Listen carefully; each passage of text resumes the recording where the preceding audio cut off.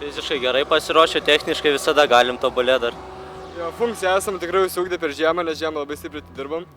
O techniką tai kiekvieną kartą galim techniką gerinti ir gerinti. Nėra tokios technikos, kuri būtų pati geriausia. Ją visą laiką galim tobulinti. Šiandieną sekėsi visai neblogai. Buvom antri. Pirmas dvi valtis patenko į pagrindinį finalą, kurie kovos dėl medalių. Tai šiandieną savo lūkesčius patenkinom. Jo, čia kroatai vienas iš pagrindinių įgulų vakar laimėjo kroatai, šiandieną vėl kroatai laimėjo. Tai žiūrėsim, kaip bus ir to. O šiaip tai konkurentai tikrai stiprus ir irgi su gera funkcija pasiruošę. Nežinau, visos varžybos visai fainos, labai faini atstovai, pamatyti visus tos iš visų šalių sportininkus, tai esam patenkinti.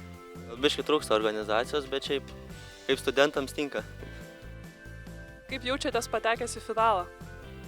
Kaip ir planavom, gal šiek tiek iš tiesų ir buvo netikėta, bet, galima sakyti, padarėm, ką galėjom. Kiek ruošeisi šioms varžyboms? Nuo žiemos galima sakyti, nes buvo pasakęs treneris, kad yra galimybė ir ruošėmės. Ar patenkinta savo šiandieniniu rezultatu?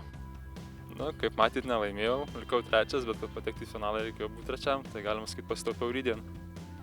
Tai kaip nusiteikęs rytojaus finalui?